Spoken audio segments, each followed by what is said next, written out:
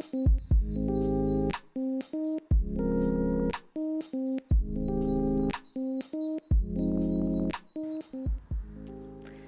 and welcome. Welcome back to Almost 30 Podcast. Hi, everybody. It's Lindsey Simsick and Krista Williams. We are in studio in LA. Happy to be here. Happy you're here. Happy you're here. I was just telling Lindsey I have a cystic zit. I said, welcome to the club. This is her first zit. It's my first zit. It's my first, it's not my first, it's my first cystic in my whole life. And Did you look up the meaning of a cystic zit? Well, I was confused. I didn't know it was a cystic zit until I showed a friend. I was at a dinner and I was like, what is going on my face? And I I had to move it so you could see and she's like, whoa, that's cystic. I'm like, oh my God, this is cystic. So that's when there's pus underneath your skin. Yeah, and it's like a deeper. So it's like, you can't really, it's not it looks like superficial a mole. where you could like pop it right away. Yes. It's under the skin. It is so painful. It's very painful. Ooh. I was telling You can't Lindsey, really see it. I looks took like a needles mark. to it this weekend. I was like trying to do my own little Dr. Pimple Popper surgery with it. I used to go crazy. Oh. I used to I literally took a thumbtack once and was like, let's just get these over with. I was doing manifestation and visualization exercises of like it coming out. Yeah. I was like, okay, it's time. But yeah, it's really painful. It's like even hard to move my face. It's like when you hit it the wrong way, Totally. you're just done for. I had one on the inner rim of my nose. It probably wasn't cystic, but it was just like a pimple. No one could see it. But if anything touched it, it was... The nose is very sensitive. Very. Yeah. I do have nose hairs, and I plucked... Yeah, we all. That's why Manscaped is the best. The best. It's one of our sponsors, and we use the Manscaped stuff ourselves. I was looking for it the other day. I'm like, why? Where is this? Is an emergency because it was like right here. Yes. But I plucked one, and I was crying. Not like from pain, but I was like, it made my eyes weep. It's a very sensitive area. I'll never forget, I was serving at the chicken joint in Cincinnati, and I was standing at the hostess stand, and this other server came up to me, and she goes, hey, you got some pretty crazy nose hair. And it was like an awakening for me, because I hadn't looked at myself closely in the mirror. For sure. I think when nowadays, people are on Zoom, you're on your phone, you're taking pictures all the time. So You're there's like so much, softening everything. Yes. You're like, psh. There's so much more content of you where you can see yourself and pick yourself apart. Yeah. But when you're younger, you don't really know. Yeah, I depend on Sean to do that because he'll get close and he'll be like, babe. And it's either one of two things. It's either nose hairs or it's my mustache is a little too long. Mm-hmm. I say, give me a day or two. Let me be myself. It's one of those things where you like want someone to tell you, but then they tell you, and it's like, honestly, that kind of thing in a relationship is fully dependent on my mood, how I react. Of course. Because I could totally make jokes about it, laugh, and then the next day I could be like, you always find something wrong with, you know what I mean? The next day you're patriarchy and like you're trying to keep me I'm like, down. I'm going to grow it out. Yeah, honestly. Okay? Then you want me to look at your face? My ex used to say that all the time. He's like we'd be sitting there and he'd be like, stop scanning. Because I'd be like, he'd be like just scanning his face like, what can I pick? What can I pop? He's like, why did you just look at my zit? I'm like, I'm not. I just don't want to look at you intensely in the eye all the time. Gosh, like totally. I'm not looking at your zit. Well, that's hard to figure out where to look Totally. if there's something like that going on. Yeah. Oh, because the eyes always go. Yeah. Eyes always go. But sometimes you don't even really notice it. I had a fear that I didn't realize. This is more generally with people, but you know when people have a lot of plastic surgery and you're up close with them, so you like you're definitely staring at that one part of their face that either just got done or is like really obvious. Yes. But I actually don't have an awareness that I'm staring, so I'll be like talking to them and I'm like staring at their mouth. Mm-hmm. Totally. Well, oftentimes it's because they're moving different. Yeah. Like I was somewhere the other day with this woman who had some crazy veneers, and she couldn't really Talking talk. different. It was like That's when you know it's not good. You know, Oof. like, and they're beautiful, whatever, peace and love. But we were still adjusting new movements. So yeah. But it's so weird with plastic surgery too, because people are just like, obviously there's really good work, and I know really good work, but a lot of times people are looking and they know something's off, but they don't know what. Yeah. You know, they're like, what's going on? What's I different? think the trained eye knows. Oh yeah, the trained eye for sure. You know what I mean? knows. Guys are like, what's different about her? Yeah, guys and are you're like, are you kidding me? Guys are like, I like girls that are all natural. And then they're like, Kylie Jenner's the hottest girl I've ever seen. That's my favorite when men are like, I like them all natural. It's like, yeah, and you see their Discover feed and you're like, oh my God, 100%. It's like build a bitch. Like literally, you're like, that isn't a natural person on there. It's interesting too, that journey of plastic surgery being acceptable now. And obviously I have no problem with it, but it's interesting because where I grew up and we were younger, it was like so shamed or looked down upon. And now it's like TikTok popular, like people are very open about it. It's almost like a cool thing. Yeah. If I think about like suburb life when we were younger, I wonder if it was more happening low key than we think. And I don't mean like big surgeries, but like Botox and injectables. Like, was I just not like aware of it? Or I think it's more prominent because of this day and age and what we see online and kind of, we think what's normal. We watch a reality TV show and no one's face moves. Yeah. And we look at our own face in the mirror. We're like, oh God. Yeah, no. We got to take care of this. And it's like, that's kind of skewed. Yeah. I don't know. In Ohio, I'm not sure. I just know it was a deal if it happened. Totally. Like the moms were talking about it. Yes. Like, and I didn't know anybody that did until I got to college.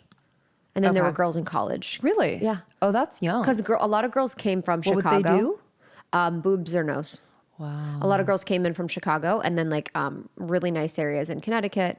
Boobs had their moment. Boobs had their moment. That was huge. When we were growing up, that was huge.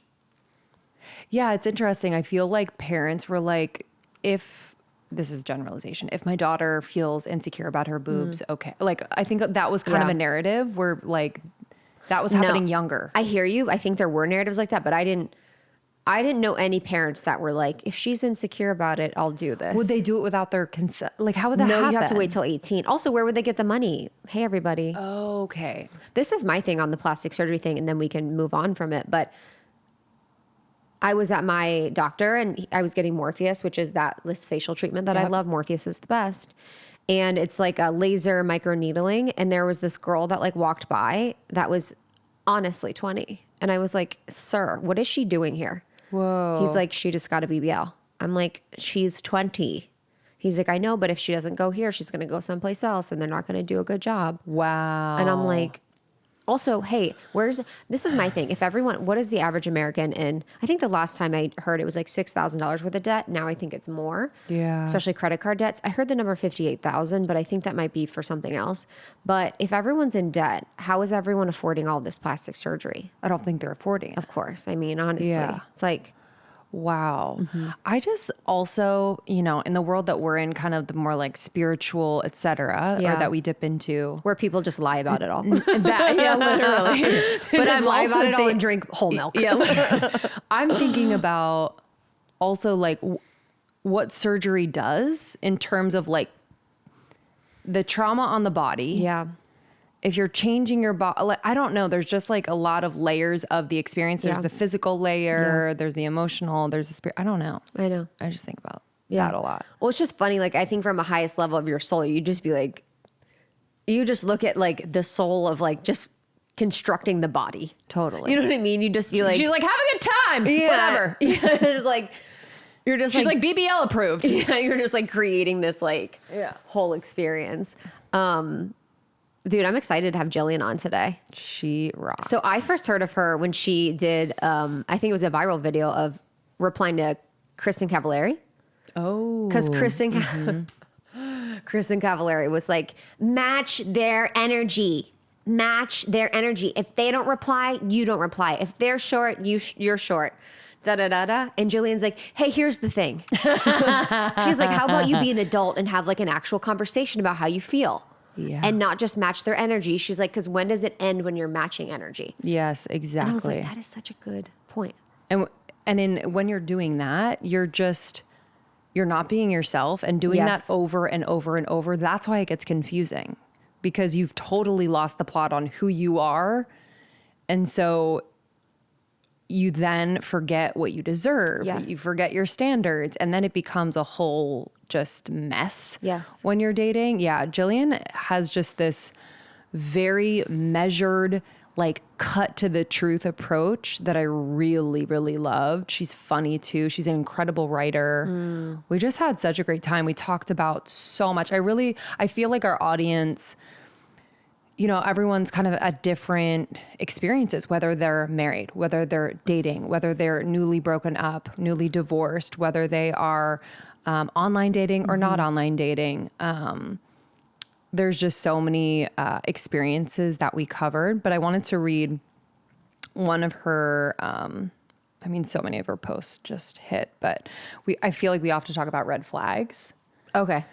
And you guys talked about it, or we have to talk about it? Well, I just feel like in general, Are you seeing people some in my I was like, this is actually an intervention. Honestly, as Jillian's not even on the Sit podcast. down, put your feet on the ground. Honestly. But we often talk about, quote, red flags when we're talking about dating or whatever. And she, in one of her posts, said, and we did talk about red flags in this conversation, but she said, red flags aren't always about the other person. When you start lying to yourself about who they are so that you don't have to face losing them, that's the flag to pay attention to. Girl, what do you mean? I'll see my friends do that so often. Yes. Where I'm like, that changed. That's different. They'll like say stuff about someone or build up a story about someone. But actually, you know what? Maybe I've done that. I've probably done that at some point in my life. I've definitely done that. For sure. Yeah, you're like... But I feel like you're at a point now. I feel like I did that in my 20s. Yeah. Ad nauseum. I feel like I was the opposite. I would like make my partner always look worse. Like I'd always like talk more shit. I don't even know. Like... But yeah, it's like, well, honestly, it's in that phase where you're being a little deluge about the relationship and about what that person's bringing to the table and kind of lying to yourself. And then you obviously lie to other people.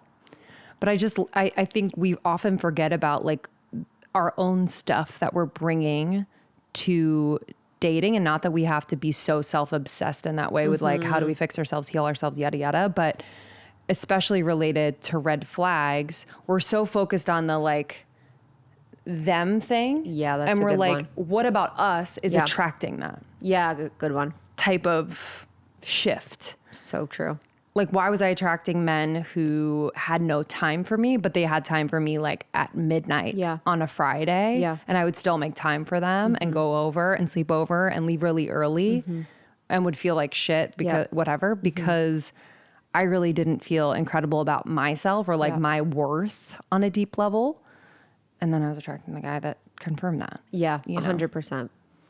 Yeah, I think I am or was, I guess, before attracting men that were only able to metabolize like a part of me because that would be the only part that I'd show.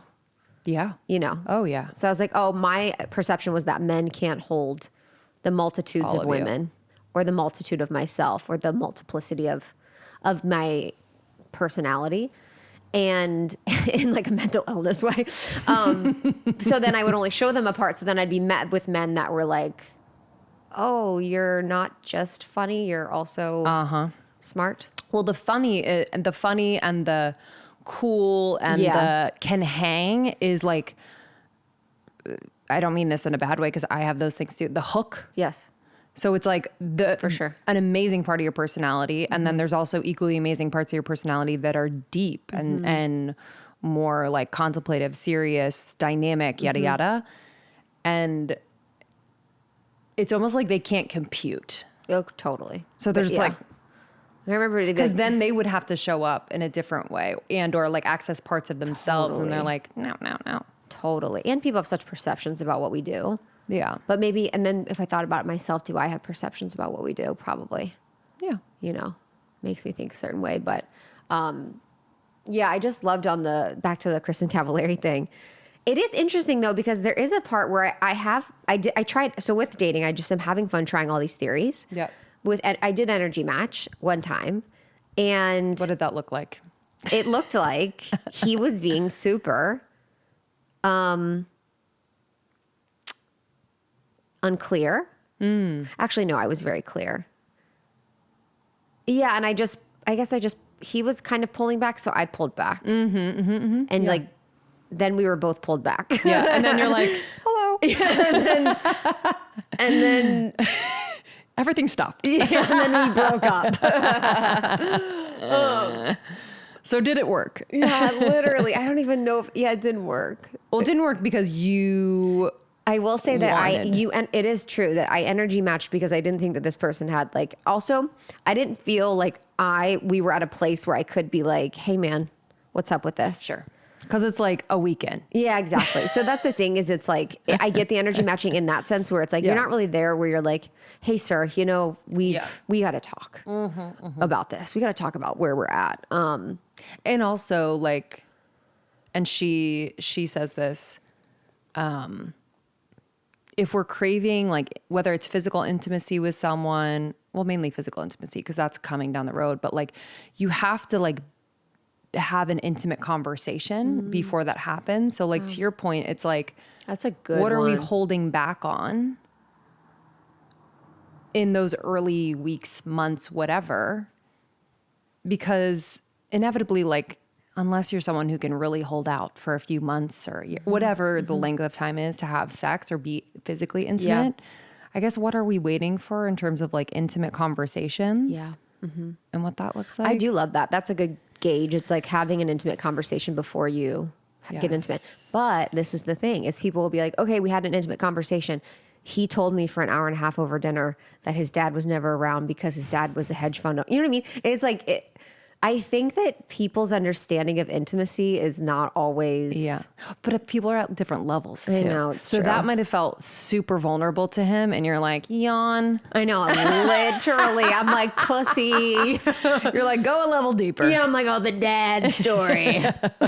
Okay. I think my thing is just like, we feel like intimacy is just, I don't know, trauma sharing or like, right. Sometimes it's like you actually sharing how you feel like, hey, I actually felt we were on a good flow. We stopped talking. Yes. Is there anything that I did? And it's like, no, I was just, you kind of get to a point that, okay, that's intimacy. Yes, like a little bit of a risk. You're a little bit of a risk. And even it could be so simple. It could be like saying something like, I noticed like you got quiet when we were out today among other people. Like, I'm so curious, like that moment, because I felt a shift in energy with other people, whatever it was. That. It can be like so small and like whatever. I'm just laughing because I've been thinking about this lately.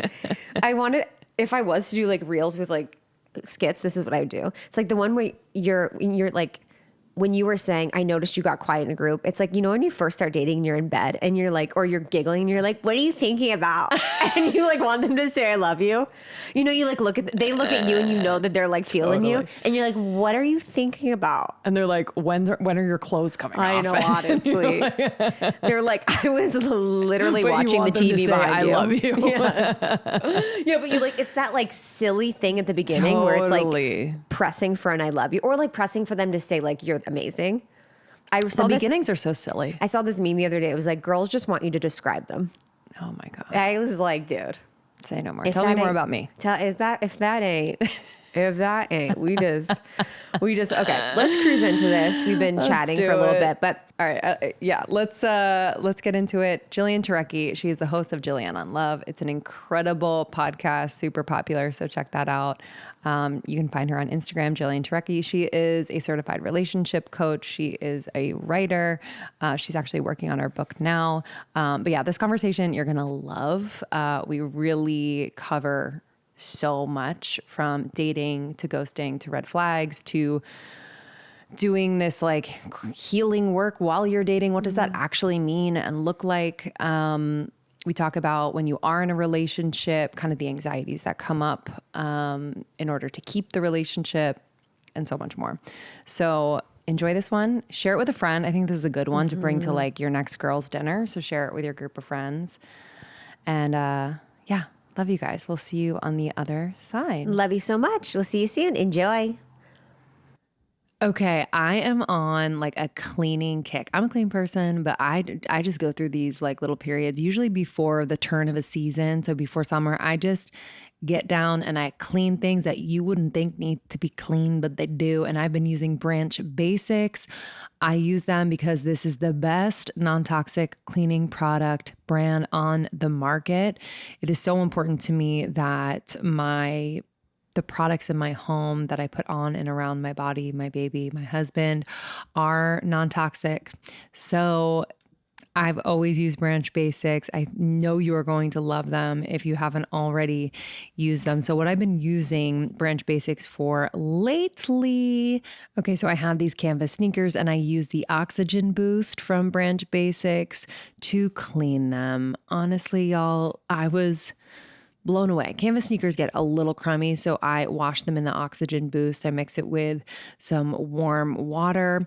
I let them soak in there. I scrub them a little bit with a clean brush, and yo, so freaking crazy. They came out real white, and I'm just so happy.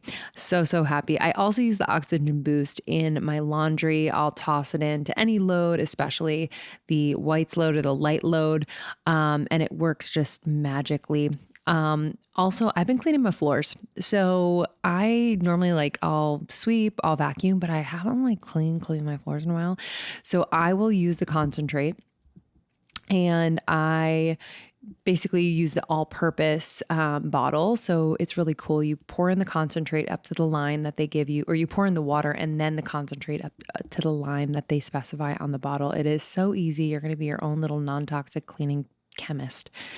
And I've been cleaning my floors. They look so amazing, shiny, clean. My freaking baby is about to crawl. He's touching the floor. He's licking the floor. And I can just rest assured knowing that he is not getting any toxic anything in his mouth or his body. So all that to say, I highly recommend Branch Basics. I recommend the premium starter kit. It's only $75, which is amazing value. You're going to get so much out of this starter kit. The concentrate itself just goes so far. I think that's the point of the concentrate. It's awesome. So for our listeners, we're excited. You can get 15% off all kits and hand soap except the trial kit and hand soap refill, babies. So go to branchbasics.com, use the code almost30, good for 15% off all kits and the hand soap. The hand soap's awesome. It's nice and smooth and jelly. You'll love it. Again, branchbasics.com, code is almost30. I don't know about you, but finding hair care that has clean ingredients and actually works is really, really hard, but I found it for us. Yay, Vegamore, baby. They are made with clean ingredients and have given me visibly healthier hair and scalp, and I'm really, really excited to talk to you about it. So basically, I've seen my hair get visibly thicker, fuller, shinier, longer, especially in this postpartum period. I mean, I am just trudging uphill when it comes to looking and feeling good. And I am doing my absolute best. And this has really helped my hair. I love Vegamore also because they're cruelty-free and are never formulated with potentially harmful chemicals like parabens or hormones. I got to be paying attention to that. So do you. What's even better is Vegamore's value kits, like the Grow Essentials kit. So that's the one that I use. I recommend to you, where you get to try more than one amazing product at a great savings when you sign up for a monthly subscription. So you save more and you never run low on products that you need to take care of your hair. I love this Grow kit. So I love the Grow Full Routine Kit. So a start to finish hair wellness ritual for you. You are going to love it. Okay, so what is in it? It has the Grow Scalp Detoxifying Serum. So I'm obsessed with this. I basically use this weekly or so, maybe 1 to 2 times a week. It removes buildup on the scalp. And then I love the Grow Revitalizing Shampoo. Let me just tell you how unbelievable this shampoo and conditioner smell. Again, no harsh chemicals or anything like that, but the smell is just freaking divine. You lather it on your wet hair, leave in for a minute, and then I do the Grow Revitalizing Conditioner on my damp hair, scalp to ends, massage it in. I just really take my time. It's like a spa in there.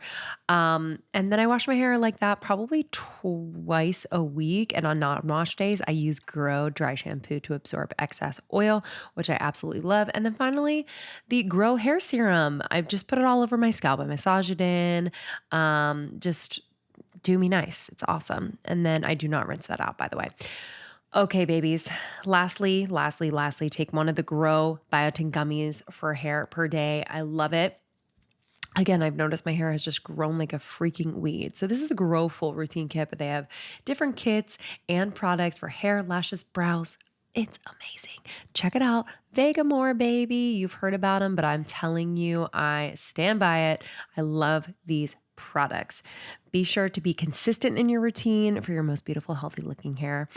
Okay, elevate your hair wellness routine this year with Vegamore. For a limited time, get 20% off your first subscription order by going to vegamore.com/almost30 and use the code almost30 at checkout.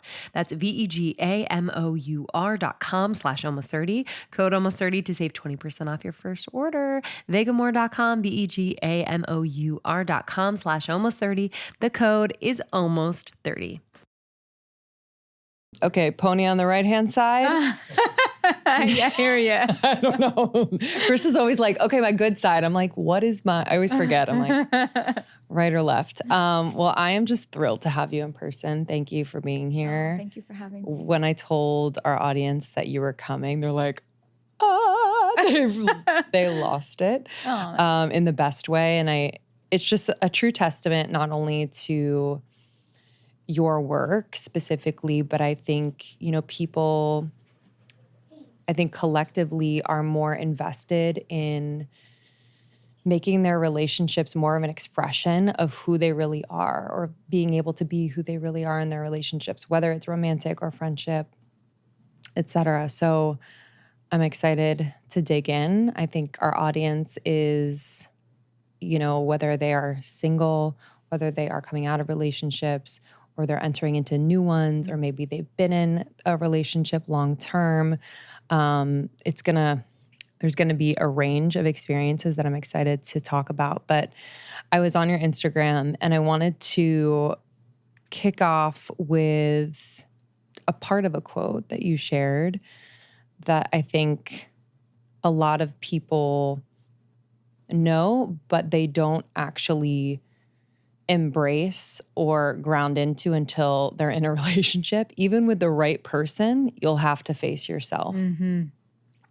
And I didn't realize that after I met my husband. I was like, oh, once I find him, like, my life gets better. I don't have to do the work. Like, I'm done with the work. I've healed. And it was just the beginning, Mm-hmm. So I would love to start there, just in terms of what relationships are actually meant to do for us personally. Sure. I believe that a relationship is a place where we go to grow. Mm-hmm. And not everyone has that belief. But when you do have that belief, then that's when one is more willing to face themselves and to not only do the work on themselves, but to do the work on the relationship when they go through a rough patch.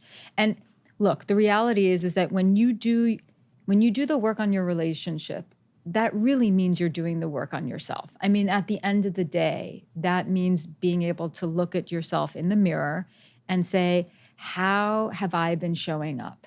Where can I do better?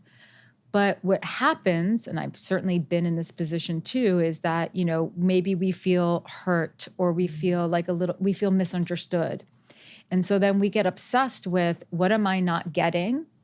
And we lose sight of how the other person, how our partner might be feeling. Because if you're having a hard time in your relationship, I mean, unless it's, of course there are circumstances where, on the far end of the spectrum where it's abusive, right? So that's one thing. And then there's circumstances where, one person really is creating more drama in the relationship. But more times than not, or more times than people feel comfortable admitting, it really does take two. And we get so focused on what we're not getting, and we lose sight of the fact that, like, if we're struggling in the relationship, chances are your partner is too. If you're feeling unseen or misunderstood, chances are they are too. And so, and the thing is that pretty much everyone who I've ever met has had room to improve when it comes to their communication skills, because we just don't learn this in school. And so, and room to improve in terms of their listening skills. So a lot of people, we think of communication as articulation, when really it's more about listening and active listening and being empathetic and really listening. And we will sometimes, that anger or that resentment will build up, and we can feel like, well, what about me? No, forget about you, but what about me? It's like me, me, me, me, me. And so the biggest work in a relationship, in my opinion, is how to transcend our egos. What does it really mean to love? And for some people who really struggle with self-worth issues, who really struggle with maybe settling for less than what they deserve, they too have the lesson that's before them, right in front of them. Like the lesson that they need to learn is how to love, but they also need to understand what it means to be loved. So everyone, I think, needs an education on what it is to love, and a relationship is the education. And then there are people who also don't know what it's like to get their needs met, to be loved, and that it's okay to be yourself in a relationship. So there's two sides of that coin. So yes, the real work begins when you're in a relationship. That said, a solid relationship, and what I mean by solid is one that has a foundation, and that foundation is made of trust and safety. So a relationship, even because no relationship is perfect, and it's totally normal to roll over in bed and look at your partner and be like, okay, this is it. To have those moments for sexual attraction to wax and wane, over the long term, to sometimes find your partner super annoying. All of those things are kind of part of it. But if you have a foundation of safety and trust, then you have a healthy relationship. Right. It's when you don't have that things get really, really dicey and sticky. And, as long as you have that, as long as you have the foundation, then you can really work on anything. But a relationship isn't, look, I have worked with so many people. I've known so many people who've been in relationships for over 20 years. And on the one hand, and the relationships have really struggled, but they made it through.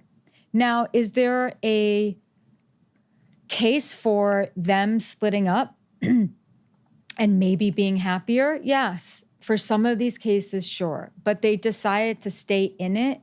And as a result, they learned so much about themselves. So, it's a tricky one. But the reality is that I don't think a relationship, when it has a strong foundation, should be torture. Yeah. And a lot of people stay in relationships because it's torture. It really should overall make your life more meaningful. Yeah. Otherwise, what is the point? I totally agree. Yeah. The safety and trust, I'm thinking of people in our audience who are dating now, and maybe they come upon someone who they feel like, oh, I want to invest time and energy into this. How do you build safety and trust in those early moments with a person? Because I feel like dating is just such a, it's not, I don't want to say it's tough, but it's just, I found I was so in my head. I wasn't trusting myself. I was thinking more about what they probably wanted to see in me and being that, rather than trusting how I felt with this person. So how can we build that in the beginning? Yeah, that's huge. I mean, you bring up a really important point, which is that, especially for people who want to do better and want to grow and really want to make more conscious choices in their partners, how easy it is for us to get in our heads. And what can I say? It's a delicate balance. Presence is where it's at. And I know that that's very difficult, but it's important to just kind of be in the moment and to touch base with how you feel when you're around this person. And then also to be an observer. So you want to observe this person because what you're trying to get a sense for is their character. And that takes time. And I think the hardest thing, I know this was my pattern, not anymore, but a long time ago, was my pattern was the instant attraction. Yes. And like this sort of like, I loved the guy that was sort of obsessed with me, you know? And Don't we all? Yeah, exactly. And I'm like, It's okay. fun. I'm like, this is fun. I'm like, amazing. But I also would like, you know, the obsession would go back. And so there would be this, I would have these relationships that started off, not all of them, but I had definitely like 3 key ones that, and ones that were very impactful in my life that started off with just a ton of intensity. And when that intensity happens, you rush. You start playing house, and you're playing house with a stranger, basically. And then you're like several months in, and then that's when like the hard stuff happens. That's when you have like your first panic attack, not about them, but just like they start to see like the part of you that like it has trauma. You start to see it in them. And then real life happens. And then you realize you can't even communicate because you don't have that foundation. So you build the trust and the safety by having open communication from date one about expectations and about like thoughts on like what it is that you want in a relationship and what are some of your dreams and your goals and what does a relationship mean to you? And you start having those conversations, and no one likes to hear this. And look, there are plenty of people who like went to bed together the first night and they're still married. So I'm not saying this is an overall rule, but for a lot of women out there, it would behoove them to wait to have sex, because what happens is that sex complicates feelings. And then there's all these expectations, or at least have conversations about sex and be really honest with yourself. Because a lot of people, when they sleep with someone, they have this unconscious expectation that like now it's going to turn into a relationship. Now whatever connection we have is going to deepen. And many people can bullshit themselves as much as they like to and say, well, you know, that's fine. I can do something casual. And like you can do something casual. If you're someone who attaches quickly after sex, and you know, we all know that, well, I don't know if we all know, but women with estrogen, there's certain chemicals that are released with sex that creates bonding. I think it's a beautiful thing. I think it's a wonderful thing. I don't think it's something that should be like women shouldn't feel badly about that. That's nature. But you have to mitigate it. And so if you're someone like that, you can still have casual sex with the person who you're not that into. Yeah. But if you have any sort of emotional connection and or you're feeling lonely, you're feeling bored, you're feeling like a little desperate to have a relationship, which we've all been in those shoes before, you better watch out and go slow because it clouds vision. Like chemistry can cloud vision, and you want to be able to listen to, what do I want? How do I feel? Because so many women are conditioned to, let me jump through hoops to get this person to like me. When the reality is, when you're not doing that, that's when you become much more attractive. Yeah. 100%. That was my thing, where I would like use my body, like whether I was having sex or not, but I would still kind of use like your that sex appeal. Yes. That would be like my ticket in, where I'm like, you know, become obsessed with me, and then we'll go from there. You know, and I'll show you that I'm going to be a great wife or something, you know, something ridiculous. And so many times I felt like after, quote, giving it away so soon, it flipped a switch in the other person. Not all the time, but with certain people who I felt like were doing this with a lot of other people. And that flipped a switch in me that was like over functioning to try and keep them close and get them to like me even more. And yeah, it was a really slippery slope. So anytime my friends ask me advice around that, I give the advice that I wish I would have gotten at that age and that time in my life. But I guess, so you explained kind of what's happening chemically within the woman, but I'm also curious, just if we're talking about a heterosexual relationship, like what is happening with the man also when, say, you sleep together quite early? Yeah. So there's a few things. So one thing that I just want to go back to is like, because your pattern is going to be very relatable to thousands of people, especially women.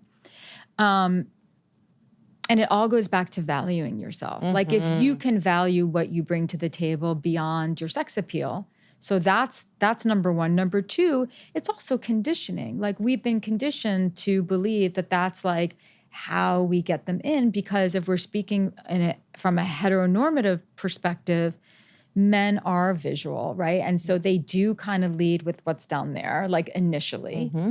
And so you do that, but that's not how you actually get the person. You get them initially, but you don't really get them.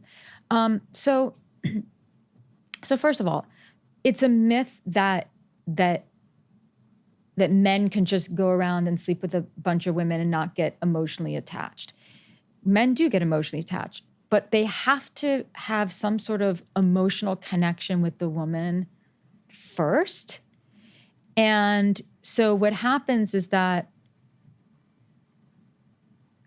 most men, particularly of a particular age, unconsciously, like it's like the hunt. They want to conquer the hunt. They want to get you. Yes. Right. And this is nature. You can't, this is just reality. And I've worked with thousands of men and I've interviewed many, many, many men about this.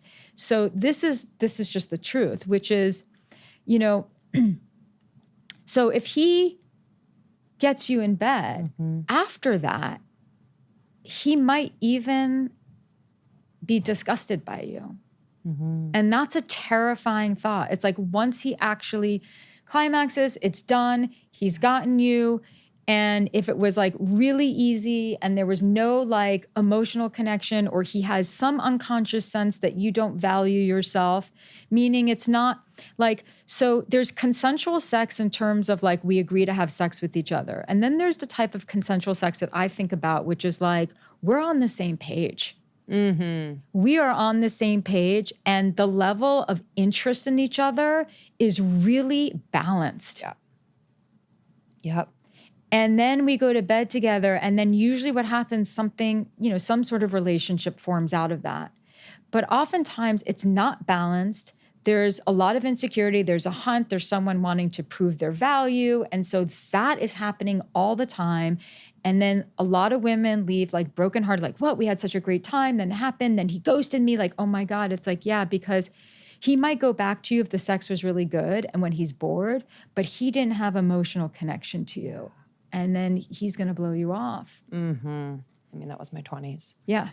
And so I think a lot of women hold back being their true emotional selves with someone in the beginning because fear of being too much.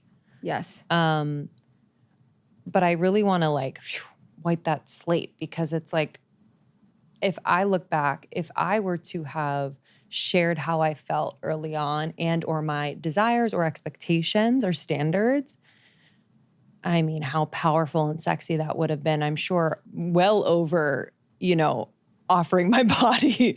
So I just want to like kind of remind women of this, of the power of their vulnerability, their honesty, and staying true to who they are. Can you talk about that conversation or conversations? Yes. That could happen with a partner early on? Sure. So it's definitely not like, well, I know my value, so like you better like, step up. It's not that. That's a huge turnoff. Completely. And that's also you acting out of fear.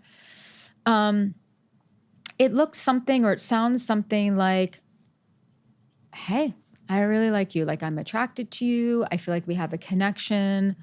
I really want to see where this goes, because I'm looking for like my next great love.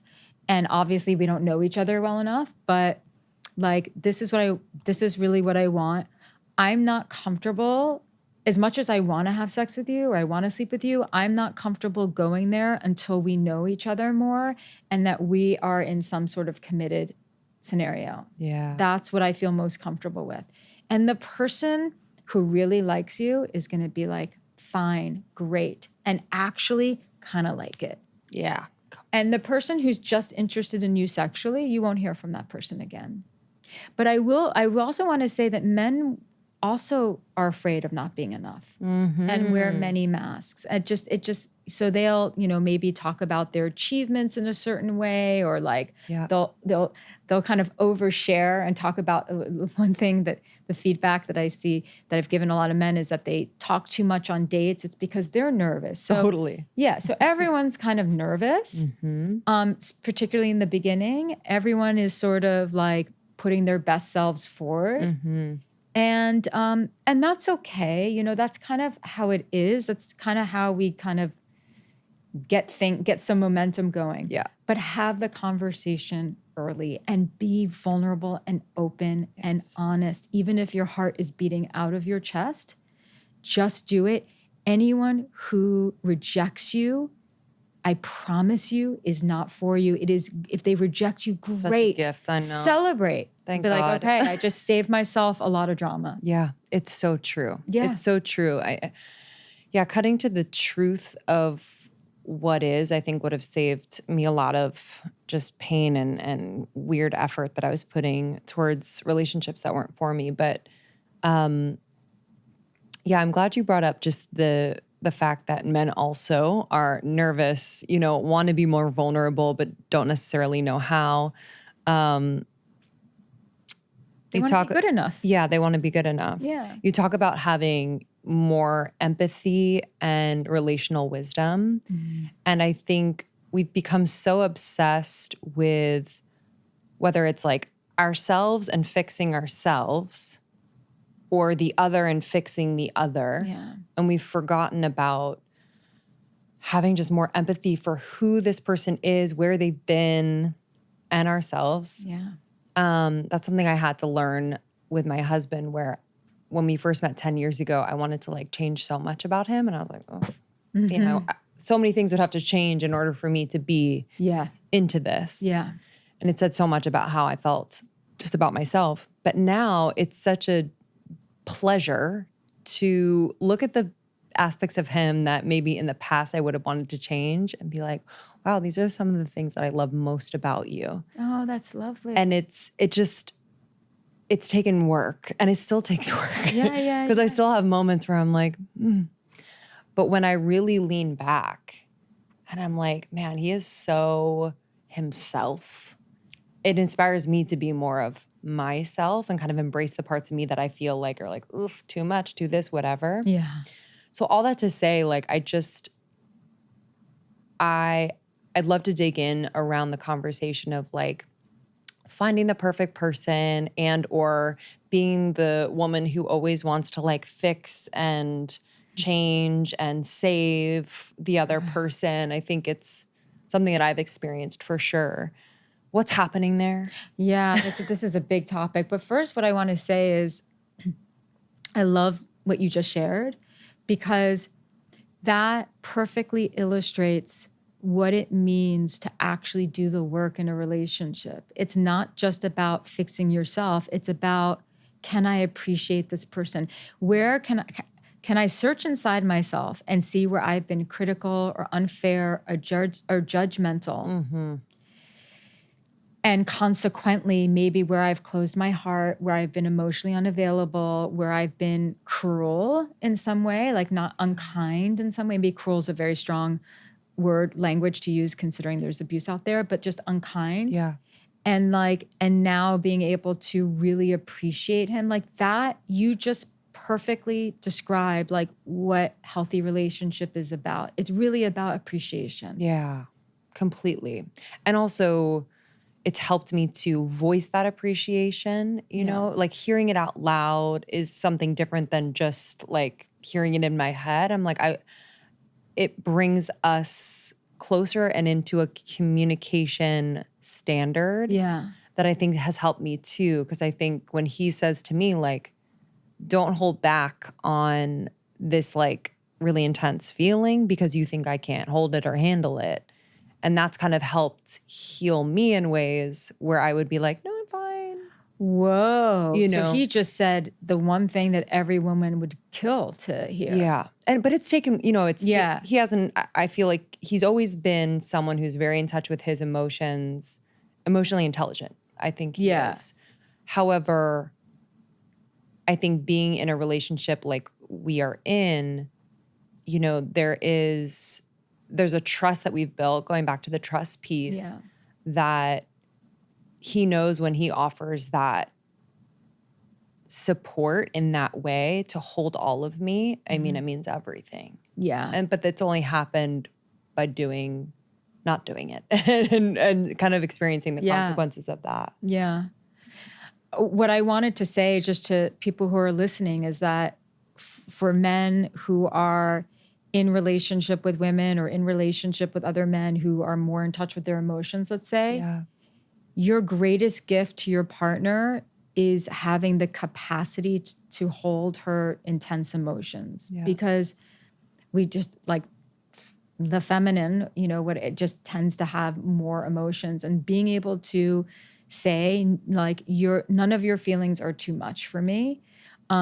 Men, if you say that to your partner, like you have like a love slave for life. Yeah. You know, like that's so huge. The biggest complaint that women who've come to me have said, regardless of who they're dating, is like they don't have the capacity to hold my big feelings. And this isn't about them using them as a punching bag. It's just big feelings.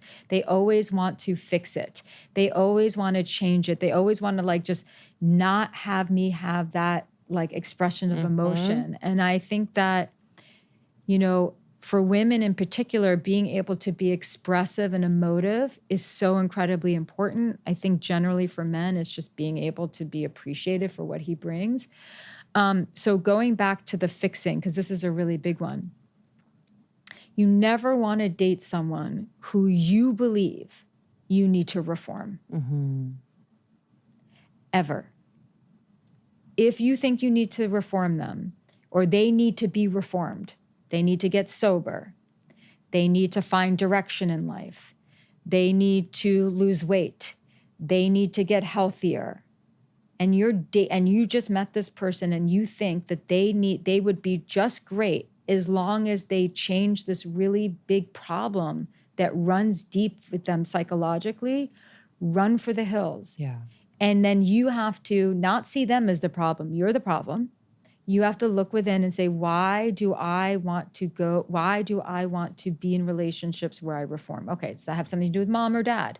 Probably. Does that have something to do with the fact that I don't really see my value, but if I'm needed, and if I'm actually the person who has more quote unquote wisdom in the relationship, which you don't, but you think you do because you're not the addict, then I have some sort of power in the relationship. So it's always coming from an insecurity or something that you're replaying from childhood. But it has to be a rule. It has to be a boundary that you set for yourself, that if you feel like this person needs to reform, you shouldn't. They are undateable for you. Now, when you're in a relationship and things start to go south and, you know, they need to be changed, like you cannot change your partner.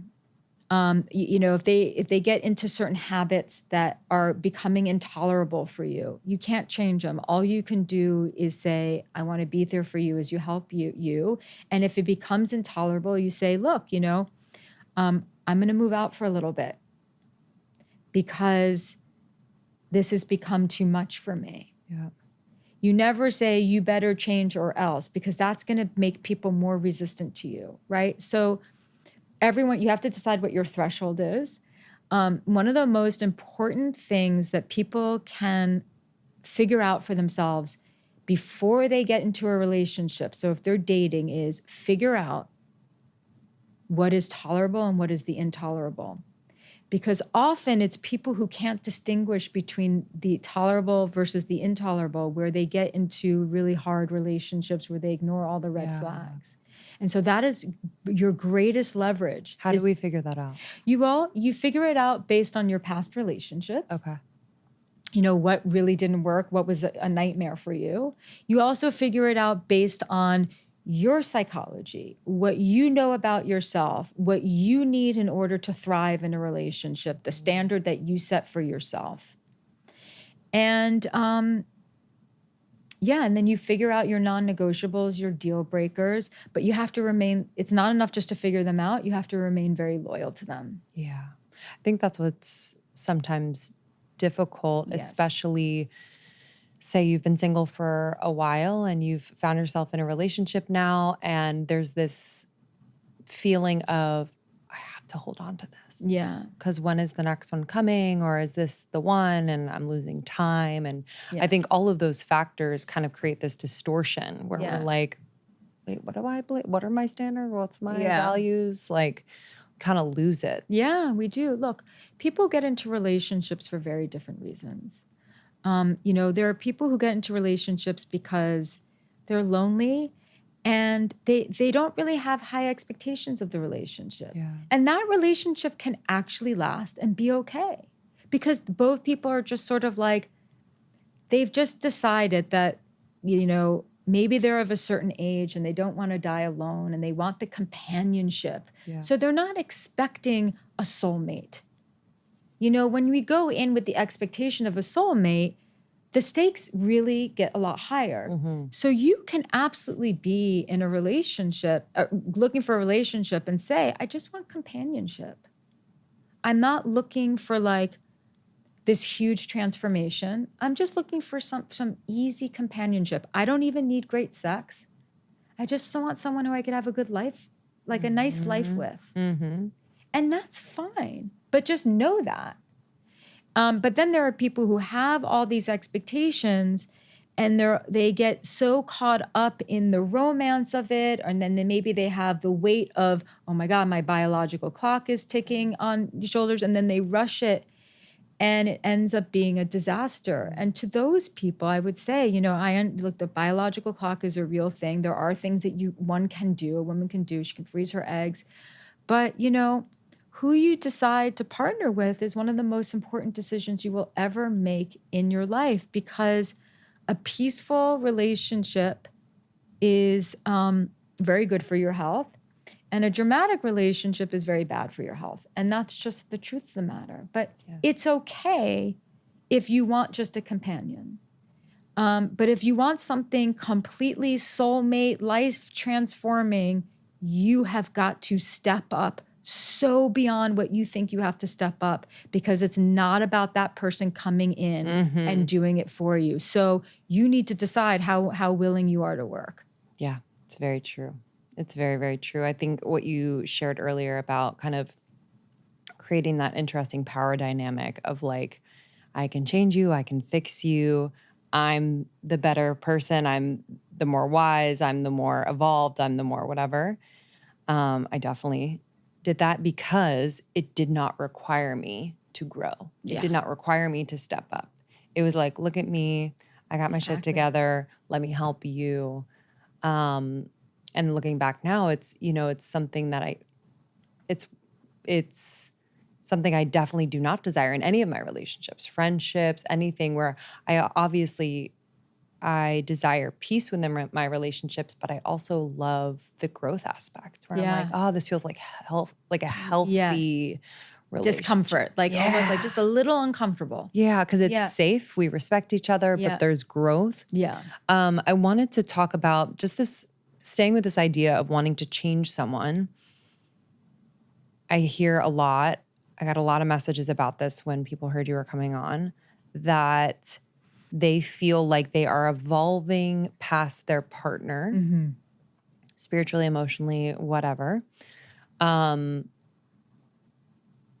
let's talk about, I guess, committed relationships. We're already in a relationship and they get to a point where they kind of have this itch to bring their partner with them on this evolution of like, whether it's self-development, spirituality, health, but they're not responding in the way that they desire. So the first thing that I would ask that person is are there ways that your partner is evolving that maybe you haven't noticed, that looks very different than the way that you're evolving, but you haven't been paying enough attention? Oh, that's a really good one. Yeah. because what can that look like? I mean, that's the truest thing of all time, because we can become so obsessed with how much we're growing and evolving, and how the other person not doing it our way makes us feel.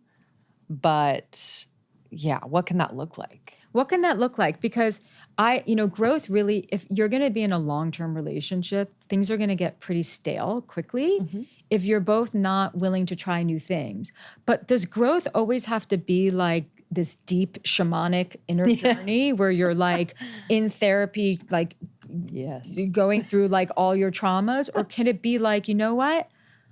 I've been playing it safe for so long in my life. I'm going to start now taking some risks. I'm going to now start valuing uncertainty in my life. I'm going to take up piano. I'm going to do something else. Like, that's expansion. Yes.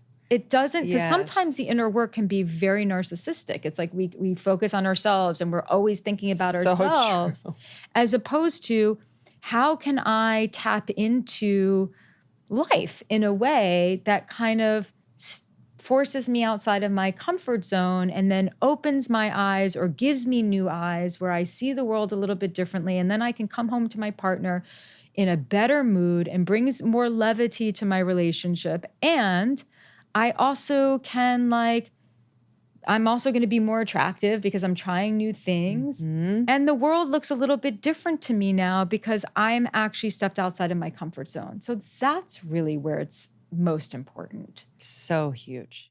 Okay, I'm sure a lot of you are wondering if you have enough protein in your diet. It's a buzzy thing right now. Protein. It is so important. I actually can't emphasize it enough. When I started incorporating more protein into my diet, my body changed, my energy changed, my skin changed, my hair changed actually. And I just can't promote it enough. And one of the ways that I'm getting enough protein in is through my snack game. And that is with Chomps, CHOMPS. Y'all, this is a beef stick company that I can get behind. It is healthy, bursting with flavor. They have a bunch of flavors, by the way. 0 sugar, up to 12 grams of protein, and low carb. They are doing it right. They come in 3 types of meat: grass-fed and finished beef, venison, and antibiotic-free turkey. So you got your choices. They also come in different flavors, which I know you'll love. I love the original. I love the jalapeno. There's more where that came from. But they're made with natural ingredients you can feel really good about. Filled with the highest quality, sustainably sourced meat without any fillers, so you can feel good about what you're snacking on. And I love that it satiates me. I actually had a bunch on the plane. I was traveling recently, and I was like, wow, this is the best snack ever. No more like crackers to try and hold me over. What the heck? They have 10 delicious, bold flavors, so there's a healthy snack option for everyone. I would say grab the variety pack just to satisfy everyone in your fam. But right now, Chomps is offering our listeners 20% off your first order and free shipping when you go to chomps.com/almost30. Go to chomps.com/almost30 to see all the delicious flavors and get 20% off your first order and free shipping. That's chomps.com/almost30. Don't forget to use our link so they know we sent you. Wouldn't it be cool if you could wake up and know whether you are in a fat burning mode or a carb burning mode? Well, now you can. And I am like totally blown away by this little product that fits in the palm of my hand. It's a device that measures your metabolism through your breath. And on the app, it lets you know if you're burning fat or carbs, and it'll give you tailored guidance to improve your nutrition, workout, sleep, and even stress management. I've been blown away. I'm usually overwhelmed by something like this where I'm like, oh, how can I incorporate this into my life, into my everyday? So easy. First thing I do in the morning, grab my little lumen and I breathe into it, and I get my data, I get my direction. All you need to do is breathe into it. First thing. I've loved getting personalized nutrition plans for the day based on my measurements. It's really helped me like not have to think about what I'm going to eat. It's really been so helpful. And I felt more energy. I've just felt less of that like afternoon slump. I have definitely less glucose spikes, which is amazing. So yeah, I'm just feeling really, really good. And in this postpartum period, that means a lot to me. Sometimes I'll also breathe into the lumen before and after workouts and meals, so I know exactly what's going on in my body in real time. And then lumen gives me like more tips to keep me on my game for the day. Your metabolism is incredibly important. It's your body's engine. It's how your body turns the food you eat into fuel that keeps you going. And because your metabolism is at the center of everything your body does, optimal metabolic health translates to a bunch of benefits, including easier weight management, improved energy levels, better fitness results, better sleep. Like I've noticed my sleep is better, sleeping more deeply, and for longer periods of time. I've noticed that when I go to the gym, like I just feel more energized. I feel like my recovery time is really good. My body is like very resilient. So I'm just really, I'm really thankful. I'm loving it. What I also love is that lumen can track your cycle as well as the onset of menopause, and it'll adjust your recommendations to keep your metabolism healthy through hormonal shifts. I mean, how incredible that we live at a time when we have a product like this. So cool. So if you want to take the next step in improving your health, go to lumen.me, lumen.me, and use code almost30 to get $50 off your lumen. That is lumen.me, and use the code almost30 at checkout for $50 off. Thank you, Lumen, for sponsoring this episode. Yeah, I think, even if your partner is like training for a half marathon and they've been really they've been obsessed with it and doing their training every week, like things like that we might look at as the other partner and be like, well, he's just doing his like physical thing. And honoring, appreciating, respecting, I think it goes back to that too. Absolutely. It just creates, it's so much more dynamic and fun within a relationship where you can allow each other to grow in the ways that you want to grow. But what if someone you feel if your partner is like really stagnant and you really sense that they are, quote, stuck? Yeah. Is it yours to meddle in or what? Yes. It's not yours to meddle in. It's yours to understand and to have a conversation. You seem depressed. You seem down. You seem stuck. Let's talk about it. Yeah. What's going on? I want you to know that like you can really open up to me. If you don't feel comfortable and you want to talk to a therapist, fine. But like I love you, and something doesn't seem right. Sometimes it might mean involving family members. Like it's very important that when your partner is going through any sort of crisis, whether it's just a small crisis of just feeling a little bit like stuck, or a bigger crisis like a mental health issue, like you as their partner, it's important that you understand what's actually really going on for them, because it might just be like something work related. It might be something like they really have a dream that they feel like they can't fulfill, So it's important. You do want to know. Yeah. You want to know. And that's more important than jumping into, can you just go to therapy? Can you just do this? Can you just help yourself? Like sit down and be a safe partner. Yes. And tell them what you've noticed, express your concern, and ask for some information.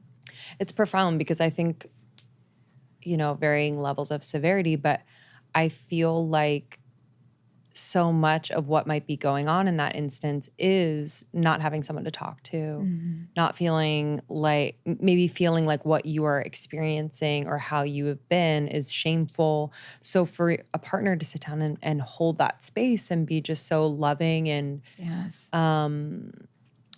compassionate is healing in itself. You might see them like transform a little bit before your eyes because it's just such a relief to know. But if it's not changing and they're stubborn and they refuse to change, they refuse to get help, you're doing all these things, they're not opening up to you, you may have a choice to make. I know. I think a lot of people are at that choice point. But first do the other things first. Yeah. Exactly. And it takes time. I guess I want to set expectations realistically where it's like, I guess it takes time. Yeah. But also sometimes people hang out too long and kind of stick around too long. Yeah. So does that come down to trusting yourself? Does that come down to really like giving it a certain amount of time? I guess, what have you seen in your work?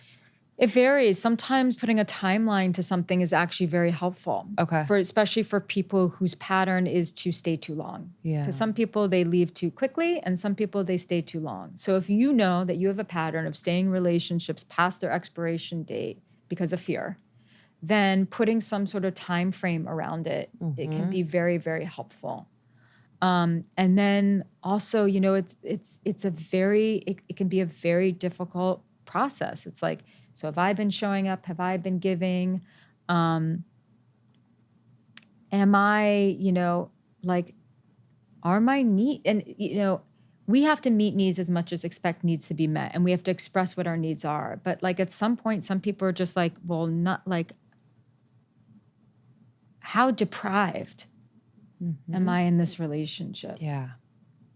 Yeah.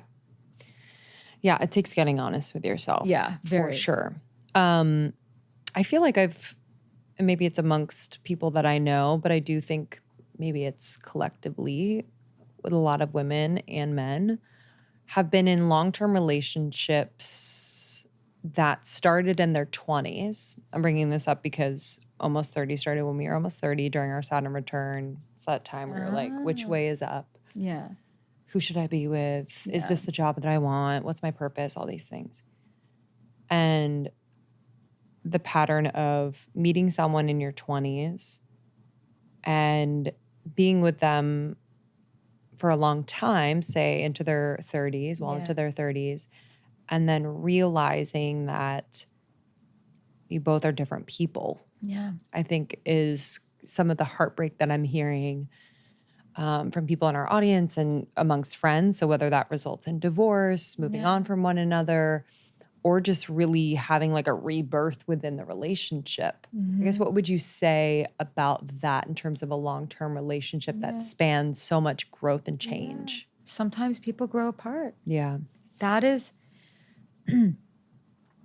that's a reality of life. It's just a reality of life. And it's okay. And I wish more people could just think, you know, it's okay. It's okay, yeah. That this relationship didn't last forever. That doesn't mean that it's a failure. It just means that it was meant to be a few chapters. Right. And so sometimes that happens. The possibility of rebirth is through communication, always, is talking about it, talking about your concerns, and, you know, figuring out whether it's with a third party or not, where, you know, maybe, because sometimes what happens is the rebirth.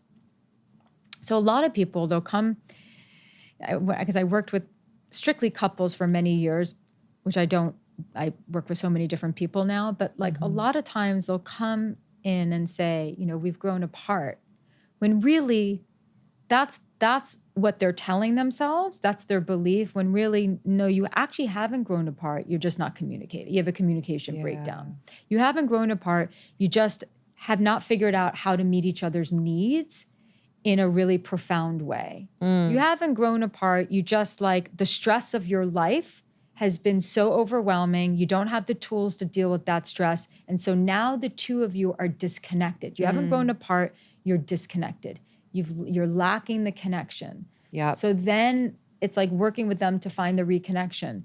That's different than, like, you know what? Like, I really want to go there and they really want to go there. And it's just like, we just feel like we're not at all the same person that we were when we met each other. Right. And like, we're very fond of each other, but it just doesn't feel right anymore. And that's when, you know, you got to listen to that. Yeah, that's clear. I like just kind of being reflective in the sense of like, is this a loss of connection? Almost like losing Wi-Fi, where you're like, is this just something that like we can rebuild, we can troubleshoot and get back? And do you recommend people going to couples therapy right away? Is that something that... You know, it's funny. I started my work because my experience in couples therapy was terrible. Yeah. And not helpful. And I thought there has to be a better way. So in what way? I'm actually curious. Well, in the way that like we weren't forced to be held accountable for anything. It was more just like translating translating what we mean. That's not helpful. So if you are going to go into couples counseling, go into someone who's actually going to tell you their opinion and not be a bystander. Like you want someone who's going to get in your face. Otherwise, nothing's going to change. It's not going to help. It's not going to help otherwise. So true. It's the same thing. It's just having someone observe your conversation. Yeah, and just kind of be like mediators. Yeah, that's a really, really good one. I wanted to get into some specific questions and or scenarios that I was given by the audience. Sure.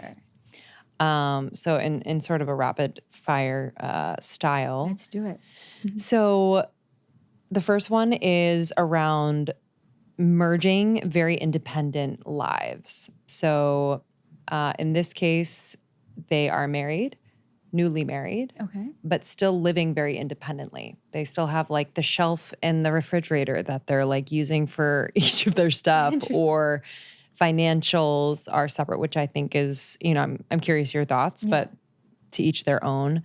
But in the things that they do, they're not really merging their lives as married people, I guess. Is there a right and wrong way to do that? Is there a healthy way to merge your lives? Yeah, well, I think there's lots of different blueprints for relationship that work for different people. But that does raise an eyebrow for me. Like I would be curious to understand why. Like what is the reason for that? And how is that impacting other layers of your relationship? Sure.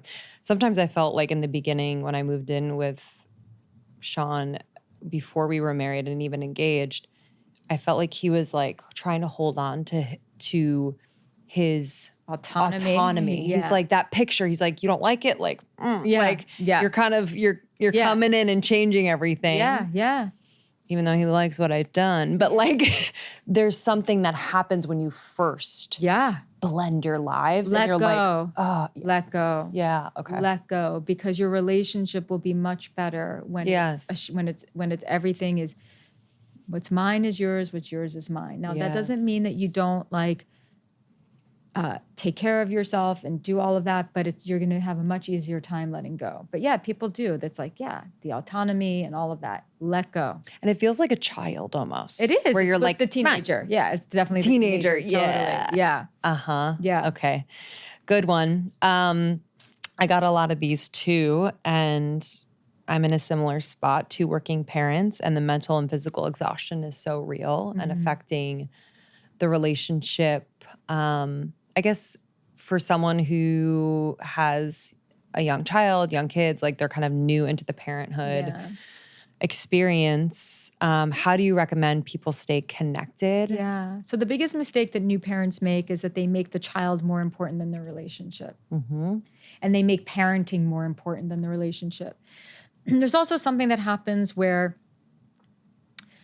women will this is just true fact, that women will bond so much more often with the child, and then often their partner feels a little bit left out and they don't feel as important. So I think women have to be mindful of that. And then you have to understand that like what's going to be great for your child is the two of you being great. Yes.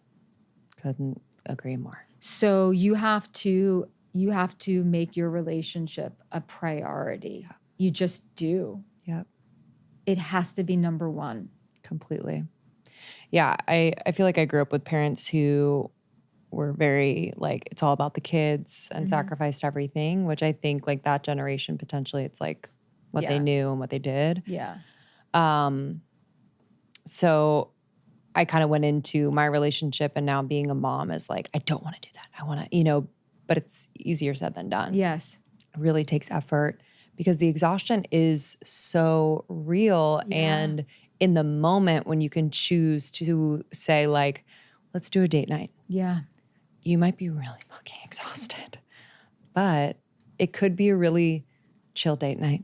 Yeah, You could have grandma come over. You could have a babysitter come over. I know it's hard. Like, it was very hard for me to kind of let that go and have someone else watch the baby. But oh my gosh, game changer. It's a game yeah. changer. Sure. And then for your child to see that and feel that, I think they feel it earlier than they, really recognize it. It's just so, so powerful. So even in little ways, like maybe it's not a full blown date, but maybe it's like a walk, a coffee, or even just like a coffee date, or just anything, just a little time. Anything. Yeah, for sure. Okay, we have some single people. They are on the apps, and they are either not having any luck on the apps, or they're just feeling like it's a circus and they're getting ghosted, or it's a numbers game for one or the other. Yeah. What are your thoughts on the apps? Best practices? Don't solely rely on them. Yeah. And I think that that's what people are doing. Yeah, I agree. Don't rely on them. Also, like, I really want to encourage women to be much more, and just everyone, but I feel like women are struggle with this. Be more proactive. Ask the person out. And you don't have to say, like, I'd like to take you for dinner. If you're a woman and you're like, I don't want to do that. Totally. I would never do that. Totally. But what I would do is say, like, oh, I'd love to pick your brain on something, or I'd love to just have coffee. Like, you can keep it very light, almost like friend zoney, like make it almost like it's not that clear, but still reach out. Like, this person, I find him attractive, or I find her attractive. I think they're interesting. I would like to know more about them. Yep. Let me see if they're available for coffee. Love that. So I think that people just need to be more proactive. I think they need to step, because here are the different ways that you're going to meet someone. You either just, it's all mindset. You either just decide, I'm going to be completely proactive. I'm not going to let my fear of rejection get in the way. I'm not going to listen. I'm going to really try not to listen to my friends who are having bad experiences. Yeah. I want to meet someone, and I'm going to do anything that I can. I'm going to go to different events. I'm going to get off my couch. I'm going to reach out to people. I'm going to reach out to people on LinkedIn. I'm going to slide into people's DMs. Do you want, like, you seem really interested. You want a cup of coffee? So that's one way.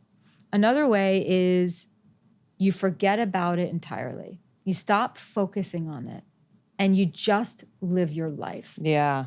With as much openness as you possibly can, and stop fixating on it. And then the other way would be the apps, right? So I just think that you need a little combination of the three, or you just choose the first one or the second one, but don't make it just about the apps. Yeah. That's so incredibly important. And unfortunately, you have to be patient. I know. Do you find that because the apps it's a bio and pictures? Yeah, it's not enough. It's not enough. Like, no. You're basically swiping yes for the physical. I definitely could read some stuff. Yeah. You can read a picture a little bit and they're writing, but it just feels so surface to me. Yeah. Towards the end of my dating, I was swiping yes or saying yes to people that I wouldn't normally. And they ended up being the ones that surprised me the most. And I became like super attracted to them. Like, the initial attraction wasn't quite there. Yes. But there were the things that actually mattered to me, like truly mattered to me, were there. And I was like, oh, wait, this is so interesting. You just said a mouthful. Like, if you meet someone and look, if you're totally grossed out, that's one thing. Yeah. But if you decide, I'm actually looking for someone with very strong character, I'm looking for certain characteristics. I meet someone, I don't feel that immediate spark, keep dating them. Yes. Completely. You can't force it. You can't force it. Can't force it. You know, and maybe after like 2 or 3 weeks, you realize like it's just not growing. Sure. But you have to give that person a chance. I completely 100%. agree. Because like you, there is a nervousness. There is I'm not being my full self. Yes. And when they are a bit more comfortable in showing more of who they are, you might be more attracted to them. Well said. And I mean, that was my experience many times over, and it always blew my mind. And I also on this topic of being on the apps, dating, a lot of people have a list of things that they're looking for, which I don't think is inherently bad. I definitely had a list more so of like how they made me feel towards the end. I kind of nixed some of the physical stuff.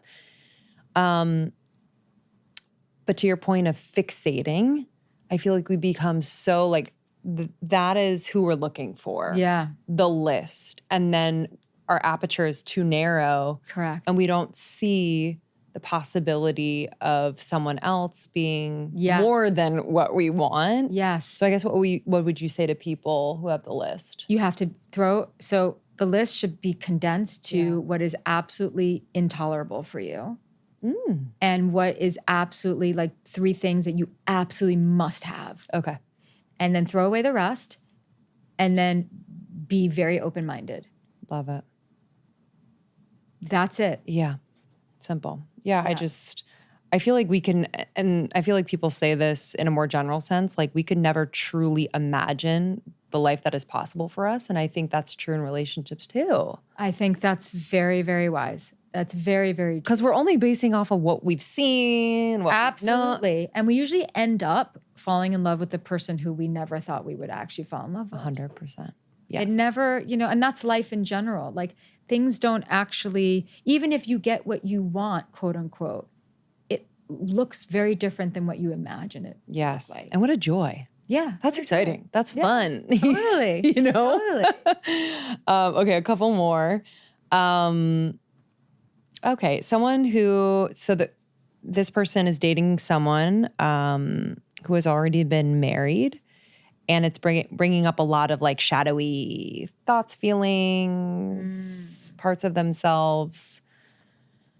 Are they jealous, or I'm trying to understand? I only got a one-liner, but let's say they're kind of internally creating stories about the ex. Maybe they're experiencing a comfortability with their partner and the ex experience. I don't know. I guess what have you seen?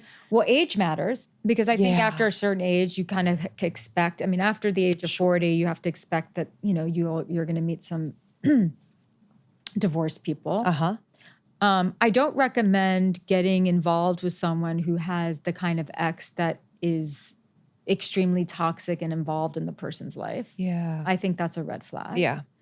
But that's different than someone just having sort of like an ex-spouse. I also think like for the younger people, like in their 20s, like maybe it'd just be easier to be with someone who doesn't actually have an ex-spouse or like kids already, It might be better to just start fresh because you can at that age. But, look, we all come with a past. I know. That's the thing.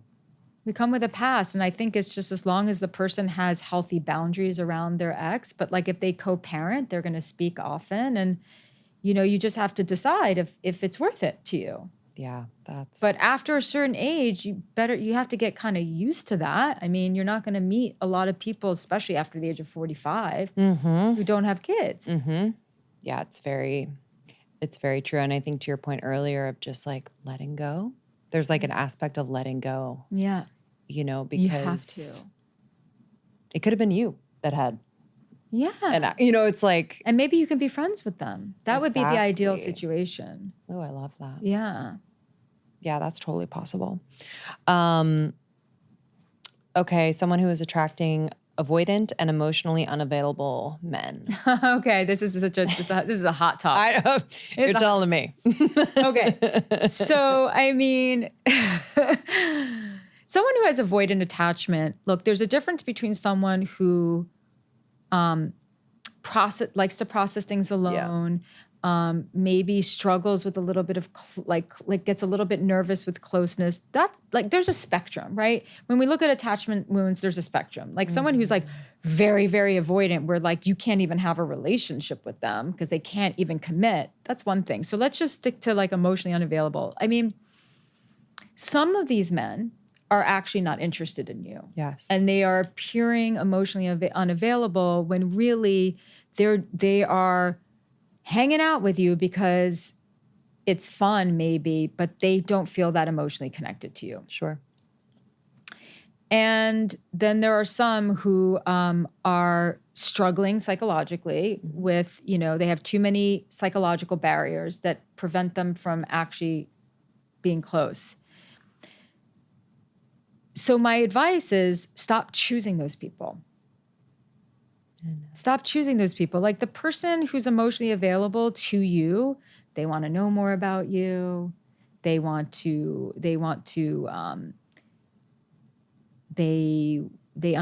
an understanding. And this is not just emotional availability, but let's throw in some maturity and wisdom into the mix, because that's important. They understand that with relationship comes conflict and that relationship needs communication. Yeah. That's like super fucking basic. Yes. And then within that, there's obviously like a lot of room to kind of explore like, oh, your conflict style is A. My conflict style is B. We need to figure out how to meet in the middle, right? But at the bare minimum, you want someone who understands that in a relationship, you have to communicate and be there for each other. Yes. Anyone who does not understand that or isn't willing to do that is not someone you want to be in a relationship with. You also want someone who's comfortable with your vulnerability, who is even if they struggle with conveying their feelings through words, you can see them trying. Yeah. You can see them trying. They'll say something like, I'm not really good at this, but I'm trying, and then you can decide whether or not that is someone you want to be with. But as long as they are cool with you being vulnerable with them, then they not only are they emotionally available to you, but they're actually into you. Yes. So stop choosing them. And yeah, you might discover that these people are like that, but people give us those clues very early on. Very early. I think we experience it so many times in a row, at least this is me talking experience, that we forget that it's possible to have something better. And then we get confused. We're like, then we settle for less because we're like, well, it was a little bit better than the last one. Yeah. And we're not really realistic about like what we truly deserve or what is healthy. Yes. And so many people are lost. I was lost. Yes. For I was very lucky in my 20s. I had a great boyfriend that lasted several years. He was great. But then it was like prior to that, some okay ones. And then after that, some not so okay ones. And so my relationship history is definitely like a potpourri bag. Yeah. So somehow I was able to figure that out in my 20s. But, I definitely wasn't modeled like healthy relationship. And so many people don't know. They just don't know, which is why I'm so passionate about educating. Like, yes, you should feel accepted for who you are. Yes, you should be challenged. Yes, you should feel totally supported. Like why commit to anyone for the long term? Don't let me put it this way. Don't really truly give your heart to someone. Don't move in with them. Don't have a kid with them. Don't marry them if you are not 100% certain that when like the shit hits the fan in life, that they are going to be in your corner.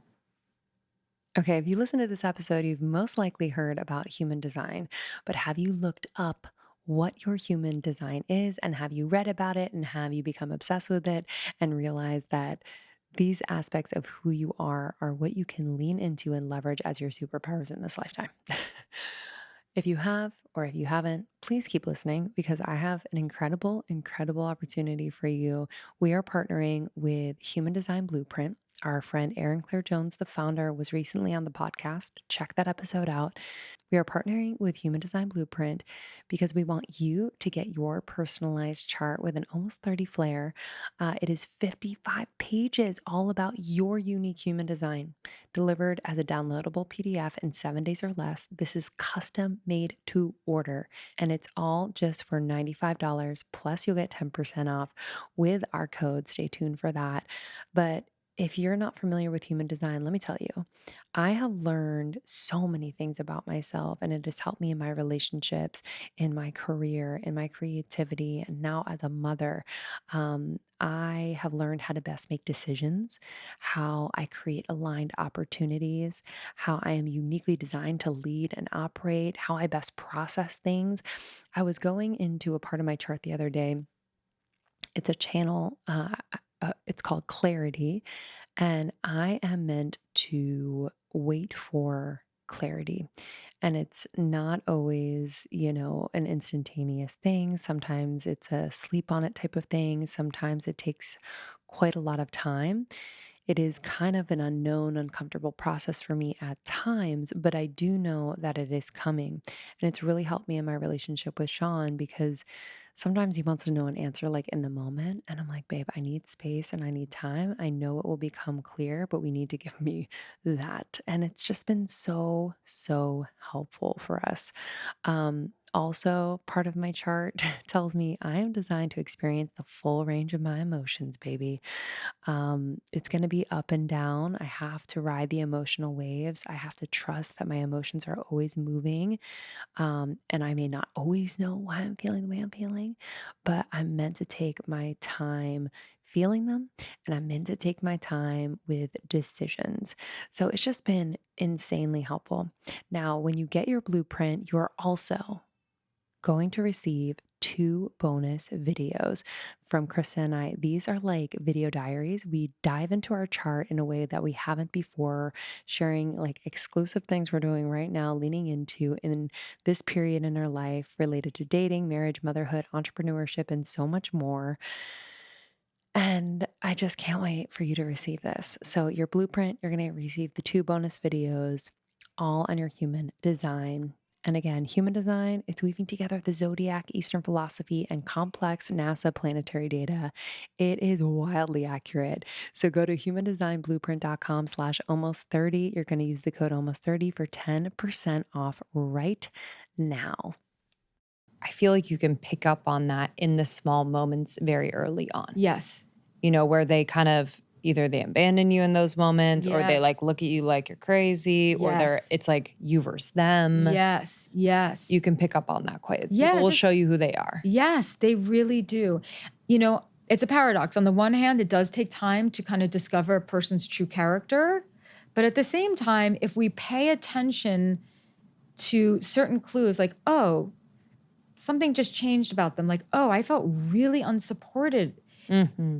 And then that is your invitation to actually bring it up with them. Yeah. Because there could be like, oh my God, I guess I was being like totally I did not mean to do that. Let me make it up to you. Or there's just defensiveness or you're crazy and then there's the glaring red flag. And those moments, because I'm someone I don't like, or I didn't like conflict. Like I don't like to bring things up and then have possible conflict.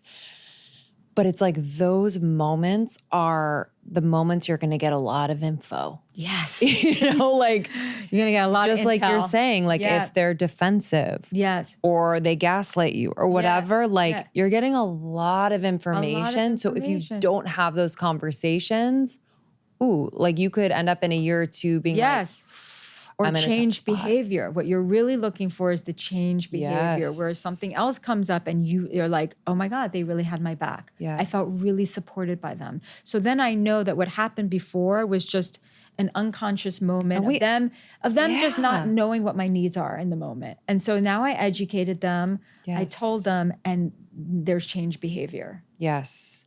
And we forget that like, as the partner who desires that, like, I've done that where I've like totally kind of lost it and been either disrespectful, not listening, distracted. Yes. Yes. So we forget that we have those moments too. And we would 100%. Want the same grace or communication. Yes. 100%. You're looking for a pattern. Okay. Yeah. It happens more than once. Yes, for sure. Connection versus trauma bond. So there are a lot of people who think that a trauma bond is you're bonding over trauma. Yeah. So that's different. The thing is, human beings bond over pain. Conscious pain. very well. If you were someone who had an alcoholic parent, you meet someone who had an alcoholic parent, that's a bonding thing. That's not necessarily a bad thing. Right. It's just how we bond. The trauma bond is the unconscious. It's sort of like, I'm dating, and when I'm dating you, I'm dating dad. By you dating me, you're dating mom. Right. And not the good parts, the parts that we really struggled with. So the trauma bond is classic between the codependent and the alcoholic, or the person who's like, I want to fix and all of that. It's your unconscious patterns that are dysfunctional in a relationship that don't help anyone. And you are in this dynamic. And what happens with the trauma bonded dynamic is it doesn't feel good. So that, like, it doesn't feel good. Look, it just doesn't feel right. It doesn't feel good. You're anxious a lot. Your needs, you feel very deprived in the relationship. You probably both feel very deprived in the relationship. Maturity is what heals a trauma bond, either breaking up and or maturity. So trauma bonded relationships happen when people are unaware of what and haven't done like the work on themselves to mature, to evolve, to grow, because they're all synonymous with one another, into a version of yourself that knows better. Yeah. Where you actually don't want to be in a relationship that's where you're constantly causing suffering for each other. And you can transform it with getting healthier yourself, them getting healthier, you talking about it. I mean, things are possible. Yeah. And then some things are just irreversible and you just need to get out. Yeah. Sure. Last one, being in a longer term relationship and wanting to discover more sexually. With each other? With each other. But there was also a non-monogamy question too, so we can kind of bring that in. Yeah. So explore it's all communication. So oftentimes, I always say, like, if the magic has gone out in your relationship, first search inside yourself and see where the magic may have gone out in yourself. So where you're feeling stressed, where you're feeling disconnected from your body, where you're feeling disconnected from your dreams and your values and your goals, because a relationship is really, the vitality of a relationship is directly proportionate to how much vitality each person is bringing to the relationship. And so it always begins with you. It always begins with your relationship with yourself. So, but I would, talk about it with your partner. Like, I would really like to do this. I would like, are you open to this? So I think revisiting sexual boundaries, expectations, and desires, like, that needs to be revisited regularly inside of a long-term relationship. Completely. If you want to have a good sex life. Yes. If having good sex life is important to you. It's not important to everyone. And do you recommend having that? Because I'm thinking about times I've had that conversation and it's gone better outside of the bedroom. Like, not in the moment. Yes. Like, sometimes I can feel so, like, weird and vulnerable. Yes. Talking about it in the moment. Yeah, in the moment, the most important thing is that you don't want to approach it with something's wrong with our sex life. Yes. Because then you're just going to have, like, all sorts of issues. Yeah. You have to approach it from, like, wouldn't this be fun if? Or it's so, like, do you want to know, like, a really, like, secret, like, sex dream I have? And then you share it that way. So you have to be skilled in your communication and make it sexy. Yes. Yeah, such a good one. And fun. And fun. And lighthearted. I know, because we can get so serious. So serious. He can't get it up. Why? Because he's stressed out because you basically told him you're not happy. Yes. And that's a slippery slope. And then it happens for us too. We'll get in our heads and we're not, Completely. Amazing.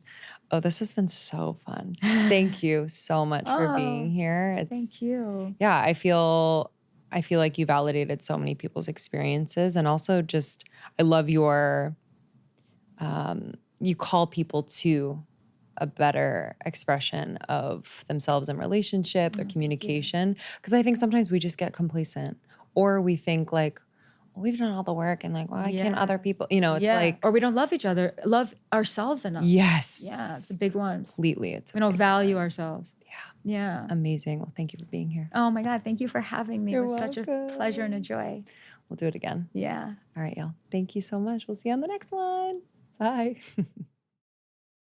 Thank you, Jillian, for coming on Almost 30. That was a freaking pleasure.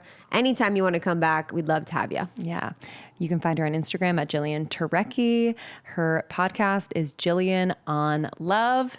And if you're new to Almost 30, so glad you're here. Go to almost30.com. You can find all the things. Make sure to follow us on Instagram at Almost 30 Podcast. We're on TikTok as well at Almost 30 Podcast. I'm at Lindsey Simsick. And I'm at It's Krista. All right, y'all. All right, guys. Bye. See you.